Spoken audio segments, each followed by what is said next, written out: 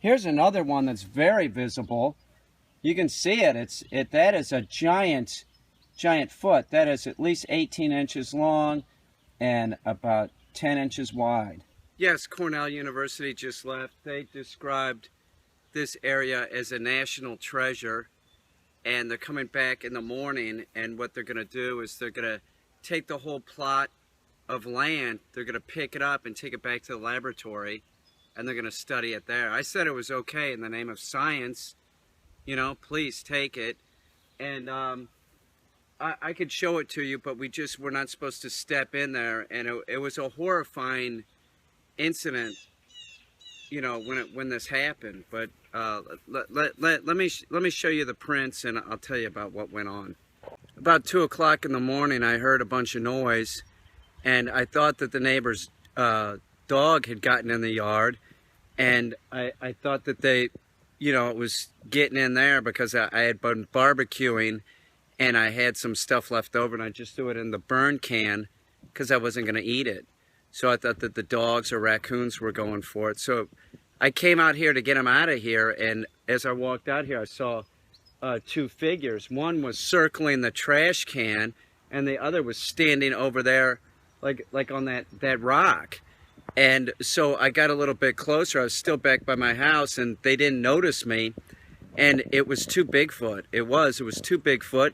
And the female was like using the trash can to do like a mating ritual. And she was presenting herself to the male Sasquatch that was standing right there. Like she'd go, you know, a little bit around the can, and she'd be bending over with her elbows on the can, right? And her ass kind of up, presenting herself to the male Sasquatch. She was making a sound sort of like a cat, like a kind of, but it wasn't like a cat. It was real deep and loud, but like a real like that. And he wasn't doing anything. He was just standing there. And then at a point, she got right here. You can see that footprint and that footprint, right? And she was still like, her ass was up, and she was making that noise. And she kind of motioned to, you know, to the male Bigfoot to, like, you know, get on.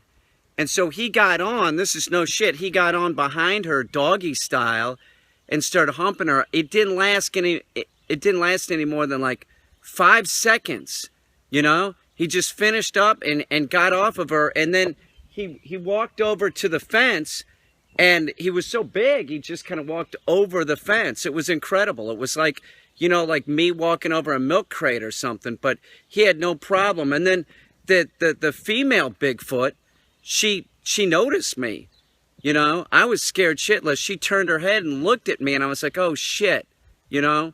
What's gonna happen now? Am I gonna get raped by a female Bigfoot? You know, I was scared. And so she just kind of got up, you know, looked at me, and then started walking towards the male Bigfoot and cleared the fence the same way. Just kind of walked over it like, you know, it was no big deal.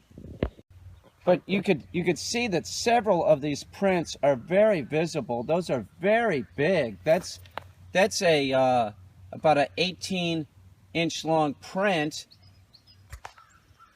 You can clearly see the outline of the foot here and the foot over there. That's where she was when she was, you know, taking it from behind.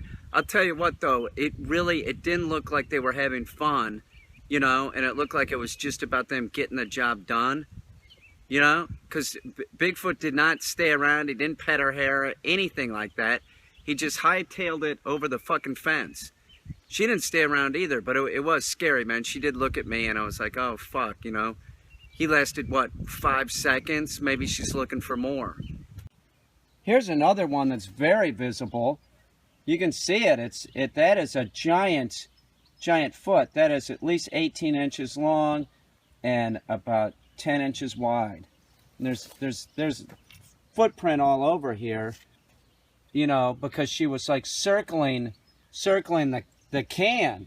I didn't know that they would eat ravioli, but evidently, I guess that, you know, Cornell was saying, yeah, they'll eat whatever human food they can get a hold of, that they like it a lot. So that's like an artifact.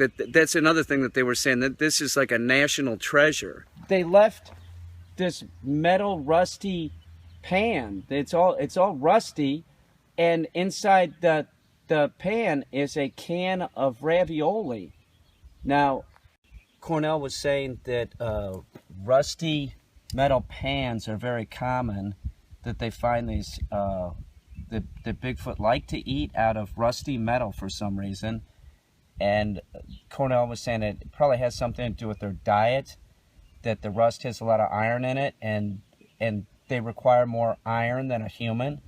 And if you notice on the back of the ravioli can, iron is listed 10% of your daily allowance right there. So this might be one of the reasons why Bigfoot likes beef ravioli. So they're coming back tomorrow, and what they're going to do is they're going to cut around this whole line, they said, and pick the whole plot of land up somehow and take it to the laboratory. I'll be honest with you, I'm sort of worried about the Bigfoot coming back, though. It was horrifying watching them have sex, even though that it didn't last long. It was terrifying. And no, it was not a turn on. It was more like two cows fucking in a field. You know, I was just matter of fact about it. But I am a little bit worried about the reports that I do hear, and Cornell did verify this, that there are reports of anal rapings by Sasquatch, you know, on humans. You know, they're coming around here. I don't want to, you know, I want to be Cherry Boy. Leave it alone. You know what I'm saying? Leave me alone, Bigfoot.